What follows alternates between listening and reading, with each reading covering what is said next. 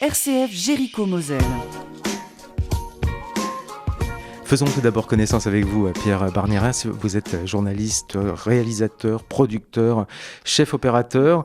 Vous avez un parcours riche et diversifié. Vous avez réalisé des sujets pour des émissions de télé, pour Faut pas rêver, Thalassa, Envoyé spécial. Alors, Thanatos, l'ultime passage, je vais passer la parole à Christine, justement. Pierre Barnieras, 2 ans de travail pour ce film. Pourquoi vous êtes-vous lancé dans cette aventure assez atypique ? C'est vrai que ce qui m'a motivé, ce qui m'a bousculé un petit peu au tout départ, c'est le fait d'avoir fait un film qui m'a, lui, vraiment marqué, qui s'appelle M et le troisième secret. Je ne sais pas si vous en avez entendu parler ici. C'est un film sur le fameux secret dit de Fatima. Je me suis dit, bon, très bien.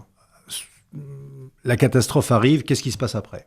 Inconsciemment, en fait, je répondais à une question d'il y a 30 ans, et en découvrant les expériences de mort imminente, et surtout en découvrant encore une fois, des chercheurs, des scientifiques qui cherchent aujourd'hui, qui se positionnent sur la question de conscience extraneuronale, là, j'ai trouvé ça intéressant. J'avais envie de faire un film en questionnant les gens sur l'après.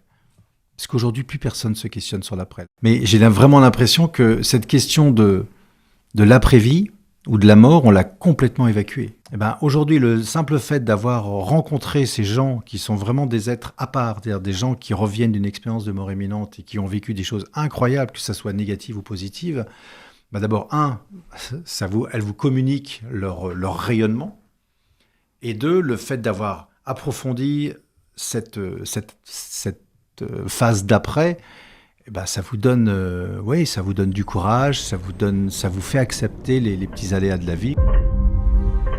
Nous rentrions de voyage de noces. Un monsieur qui avait beaucoup trop bu nous a percutés. Paf, je me retrouve dans la salle d'opération. Je voulais avoir des expériences qui soient cloutées, comme on dit dans le métier, c'est-à-dire qui soient vérifiées, où il y a eu des livres indiscutables. J'ai voulu prendre des stars au niveau scientifique. Il se passait quelque chose d'absolument incroyable avec tous ces personnages-là. Et moi, je travaille avec des gens qui sont complètement athées, qui n'ont aucune croyance et qui ont été bouleversés par tous ces témoignages.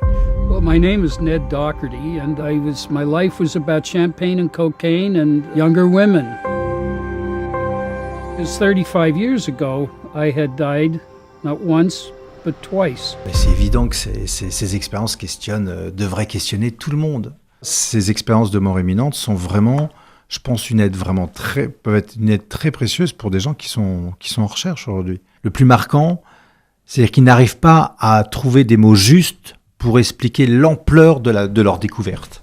Et ça m'a conforté de les voir en réel, c'est-à-dire de voir leur altruisme, de le sentir, de le toucher même, de voir que ce sont des gens qui sincèrement vous apportent quelque chose dans leur façon de parler, de vous regarder, de vous questionner, de vous interpeller. On sent qu'ils ont été touchés par quelque chose et on sent que leur vie a bousculé, a complètement changé. As a psychiatrist, I've been working with people who have hallucinations for 40 years now. I see no similarity between hallucinations and near-death experiences.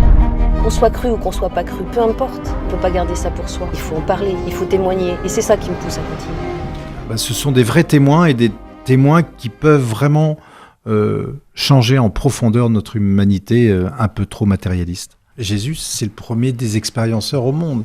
2 choses qui arrivent chez les expérienceurs quand ils partagent une expérience aussi forte. D'abord, il y a ils se sentent complètement à l'écart. C'est une vraie souffrance pour eux, une vraie souffrance.